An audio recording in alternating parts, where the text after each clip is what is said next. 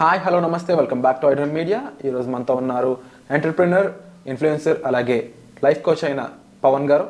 So సార్తో మాట్లాడదాం. Doctor Pawan గారు, మీరు ప్రీవియస్ ఎపిసోడ్లో అంటే గురుమూర్తి హత్య కేసుకి సంబంధించిన విషయం చెప్తూ ఇది సైకాటిక్ బిహేవియర్, ఇందులో ఒక మనిషిని చంపేంత క్రూరత్వం కూడా కలిగిన వాళ్ళు ఉంటారు అని చెప్పారు. అయితే నేను నార్సిస్టిక్ బిహేవియర్ అని ఇంకో టైప్ ఆఫ్ కేస్ స్టడీ గురించి వింటూ ఉండేవాడిని.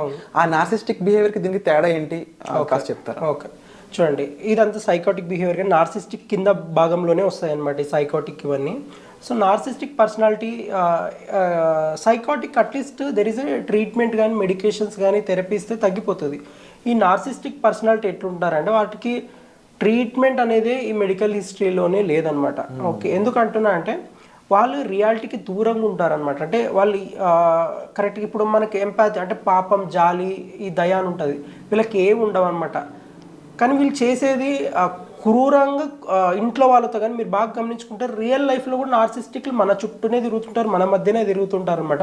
మనం గ్రహించాలా లేదా అనేది మీరు చూసుకోవాలి. ఇప్పుడు నేను చెప్పే సిమ్టమ్స్ అన్నీ చూసుకోండి, ఉన్నాయా లేదా చెక్ చేసుకోండి. సెల్ఫ్ సెంటర్డ్గా అంటే నాదే కరెక్ట్, నాదే ఈ భూమి మీద నాకు మించిందే కరెక్ట్, అంటే వాళ్ళదే చెప్పిందే, వాళ్ళు చెప్పిన మాటనే కరెక్ట్ అంటుంటారు అనమాట. నెక్స్ట్, ఎప్పుడైనా సరే ఆధిపత్యం అంటే ఏదైనా కూడా ఏం చేయకపోయినా సరే ఆధిపత్యం నా చెయ్యే పైన ఉండాలి అనుకుంటారనమాట. ఒకవేళ విన్నింగ్కి ట్రై కూడా చేయరు.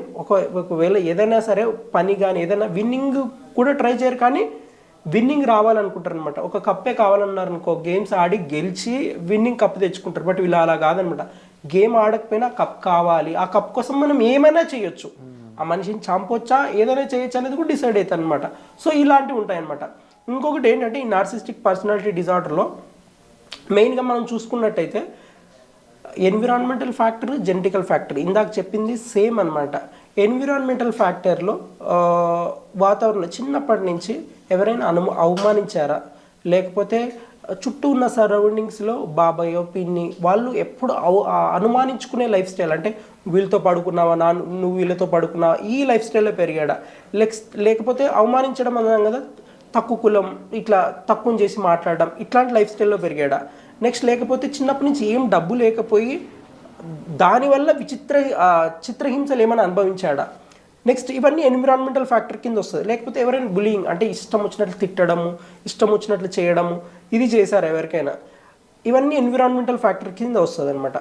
జెనెటికల్ ఫ్యాక్టర్ వాళ్ళ తాతయ్యకి కానీ వాళ్ళ అమ్మమ్మకి కానీ ఇటు సైడ్ వాళ్ళకి కానీ వాళ్ళ ఫ్యామిలీ హిస్టరీలో ఎవరికైనా ఉందా, ఇది రావడానికి మెయిన్గా ఈ నార్సిస్టిక్ పర్సనాలిటీ ఈ రెండు మెయిన్గా కన్సిడర్ చేసుకుంటారు అనమాట. జెనెటికల్ ఒకటి, ఎన్విరాన్మెంటల్ ఫ్యాక్టర్ ఒకటి. ఏంటంటే గమనించుకోవాల్సింది, దీనికి మెడికేషన్స్ అనేది అసలు పని చేయమన్నమాట నార్సిస్టిక్ పర్సనాలిటీకి. నెక్స్ట్ వచ్చేసి ఈ పర్సన్స్ సెల్ఫ్ సెంటర్డ్గా ఉంటారనమాట. అంటే ఎవ్వరికి సంబంధం లేకుండా, ప్రపంచానికి సంబంధం లేకుండా మాట్లాడాలన్నా కూడా అంత అవసరం ఉందని, నీతో మాట్లాడేంత అవసరము. మీరు బాగా గమనించుకుంటే ఎదురెదురు మాట్లాడుతుంటారు అనమాట. వాళ్ళని అసలు టచ్ చేయకపోవడమే బెటర్ అనమాట. ఇంకోటి, చాలామంది నార్సిస్టిక్ హస్బెండ్ అవ్వచ్చు, వైఫ్ అవ్వచ్చు, ఇటు సైడ్ అందరు most of the time men అంటే అబ్బాయిలకి ఈ పర్సనాలిటీ డిజార్డర్ ఉంటుంది అనమాట. రేషియో మేల్స్లో రేషియో తీసుకుంటే మేల్స్లోనే ఎక్కువ ఉంటుంది, ఫీమేల్స్లో తక్కువ ఉంటుంది నార్సిస్టిక్ పర్సనాలిటీ డిజార్డర్. ఒకటి ఏంటంటే ఈ నార్సిస్టిక్ పర్సనాలిటీ ఎవరు మేల్స్ అన్నాం కదా, వీళ్ళు ఇంకొకటి ఏంటంటే వీళ్ళు చేసే అతి పెద్ద మిస్టేక్స్ ఏంటంటే, ఒక రిలేషన్ కానీ ముందుకు తీసుకుపోవడానికి అఫైర్స్ కానీ ఏమైనా ఉన్నాయనుకుందాం అనుకోండి, ఇందాక ఈ గురుమూర్తి కేసే అనుకుందాం అనుకోండి, వీళ్ళు ఎంత దారికి పోతారంటే చంపడానికి కూడా వెనకాడరు అంటాం కదా. అదంతా స్టార్ట్ అయ్యేది ఎక్కడ అంటే, ముందు ఉన్న చైల్డ్హుడ్ ట్రామాస్ని మామూలుగా అంటే ఈ ట్రామాస్ని మనం రిలీఫ్ చేసుకోవచ్చు అనమాట బై కాగ్నిటివ్ బిహేవియరల్ థెరపీ కానీ, కాగ్నిటివ్ ఎన్హాన్స్ థెరపీ నుంచి కానీ, లేకపోతే ఆర్ట్ థెరపీ కానీ, లేకపోతే మెడికేషన్ నుంచి కానీ మనం త్వరగా ఎర్లీగా వెళ్ళి డాక్టర్ దగ్గర తీసుకుంటే ఛాన్సెస్ హై అనమాట, అంటే తగ్గడానికి.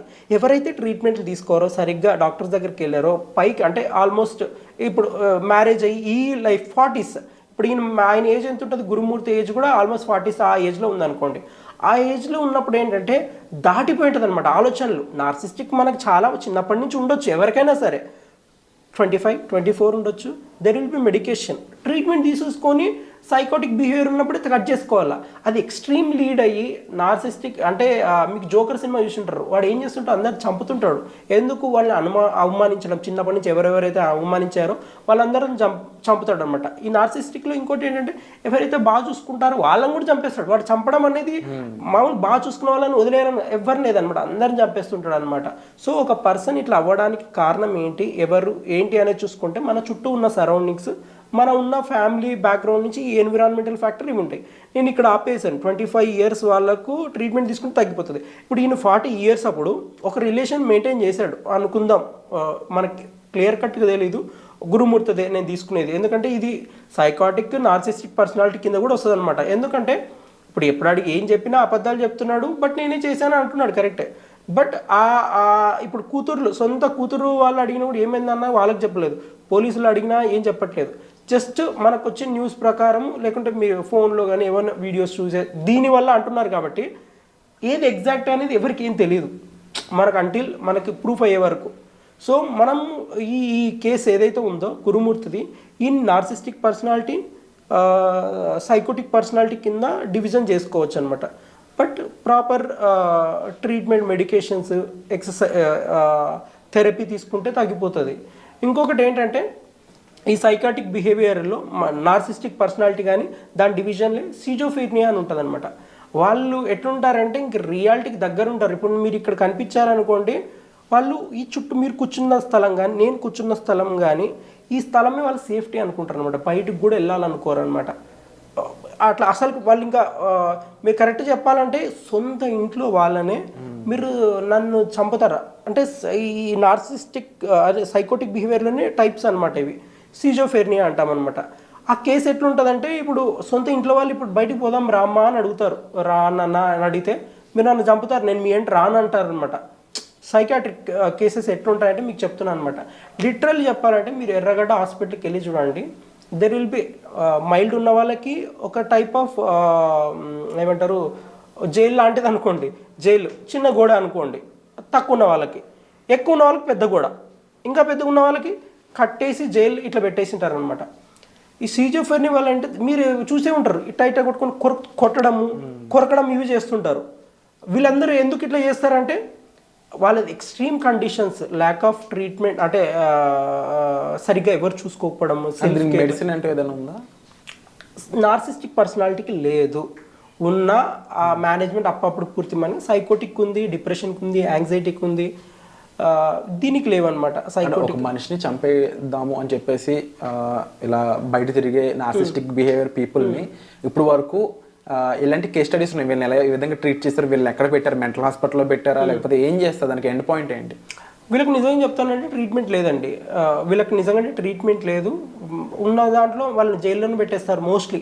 వాళ్ళు బయటకైతే వదలడం ఉండదు అనమాట, జైల్లోనే పెడతారు. వాళ్ళ మెంటల్ స్టెబిలిటీ చాలా రేర్గా, అందుకే మెంటల్ హాస్పిటల్ అని సపరేట్ ఉంటాయి. సో వాళ్ళు అక్కడే ఉంచుతారు మోస్ట్లీ ఈ నార్సిస్టిక్ పర్సనాలిటీ ఉన్న వాళ్ళని. సైకోటిక్ వాళ్ళని అయితే మ్యాక్సిమం మెడికేషన్ ట్రీట్మెంట్ వల్ల రిలీజ్ అయిపోతారు. డే టు డే లైఫ్లో వాళ్ళు చూసుకుంటారు. సిజోఫ్రీనియా కేసు అని ఒకటి ఉంటుంది, బ్యూటిఫుల్ మైండ్ అనే ఒక సినిమా కూడా తీశారు, జాన్ నాష్ ఆయన పేరు, మ్యాథమెటిషియన్.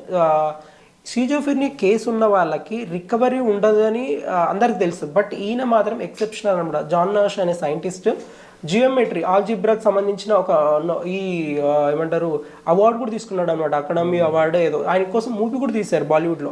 ఆయనకి 1957లో ఈ డిసీజ్ డయాగ్నోజ్ అయిందనమాట.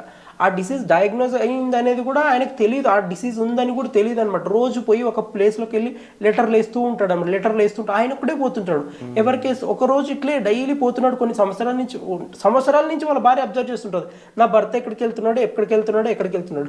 తీరా చూస్తే ఆయన వేసినవి ఎవరికి వేస్తున్నాడు, పోస్ట్ వేరే వాళ్ళకి ఇస్తున్నాను, ఆయన నేను మాట్లాడుతున్నాను కనిపెట్టి ఆ ప్లేస్లో అంటాడు. ఈయన వేసిన పోస్టులన్నీ కొన్ని వేల పోస్టులు అక్కడ ఉంటాయన్నమాట, ఆ రూమ్ నిండా నిండిపోయి ఉంటాయి. ఈయన ఏమనుకుంటే ఆ పోస్టులని ఎవరో తీసుకుంటున్నారు, ఎవరో అనుకుంటాడు. ఆ పర్సన్ ఆయనకి తప్ప ఎవరు కనిపించరన్నమాట. ఎందుకంటే ఈ సిజోఫ్రీనియా ఉన్న వాళ్ళకి హాలుసినేషన్, డెల్యూషన్స్ ఎక్కువ ఉంటాయి అనమాట. మనం ఆర్య2లో వినింటాం, ఏ టైప్ ఆఫ్ హాలుసినేషన్ అని అంటాడు ఇది చేసినప్పుడు. సో ఇది కూడా హాలుసినేషన్ అనుకుంటాడు. తర్వాత వాళ్ళ వైఫ్ గమనించి ఇది సైకాట్రిక్ ప్రాబ్లం ఉందని వాళ్ళ హస్బెండ్ చెప్పేస్తాడు. వాళ్ళ హస్బెండ్ రియలైజ్ అవ్వడం వల్ల ఒక సిజోఫ్రెనియా కేసు వాళ్ళు ఎక్కువ సంవత్సరాలు బతకరు, బట్ ఆయన మాత్రం 89 సంవత్సరాల వరకు బతికాడు. సో ఒక మనిషి సెల్ఫ్ కేర్ వాళ్ళ వైఫ్ గమనించి ఈయనకి ఈ కండిషన్ ఉంది, సైకాట్రిక్ కండిషన్ ఉంది, చూసుకొని ప్రశాంతంగా మెడికేషన్స్ రెగ్యులర్గా ఇస్తుండాలి. ఏంటంటే జీవితాంతం మెడికేషన్స్ వేసుకుంటూ సెల్ఫ్ కేర్. ఒక మనిషి లేడంటే మాత్రం అబ్జర్వేషన్లో, సూపర్విజన్ లేరంటే మాత్రం వాళ్ళు అవుట్. బట్ సూపర్విజన్లో ఉండి ట్రీట్మెంట్ తీసుకుంటే there will be more chance of recovery. Wonderful sir. ముఖ్యంగా ఇలాంటి ఇన్ఫర్మేషన్ మాకు ఇచ్చినందుకు కూడా thank you so much sir. మీ చుట్టుపక్కల లేదంటే మీకు తెలిసిన ఫ్రెండ్స్లో, ఫ్యామిలీ మెంబర్స్లో ఎవరో ఒకరు ఒక ఇంటిమిడేటింగ్ బిహేవియర్లో ఉంటారండి. అది నెక్స్ట్ లెవెల్కి వెళ్ళకుండా ఇలా నార్సిస్టిక్ తయారవకుండా ముందుగానే జాగ్రత్తలు తీసుకోండి. అండ్ అలాంటి వాళ్ళు ఎవరైనా ఉన్నారన్నట్లయితే ఒక లైఫ్ కోచ్ అయిన పవన్ గారు లాంటి వారి చేత వాళ్ళని ట్రీట్ చేయించండి ముందు. సో లేకపోతే సమాజంలో వాళ్ళు చేసే పనులు చాలామంది ఫ్యామిలీస్ ఇబ్బంది పడేలా చేస్తూ ఉంటాయి. సో దీని మీద సరైన అవగాహన పెంచుకోవడం చాలా ఇంపార్టెంట్ అండి. అండ్ దానికి సంబంధించి మీ యొక్క అభిప్రాయాన్ని కామెంట్ సెక్షన్లో మెన్షన్ చేయండి. వీటిపై మరిన్ని ఎపిసోడ్ చేయడానికి మాకు సహాయపడుతుంది. Thank you so much sir. Thank you.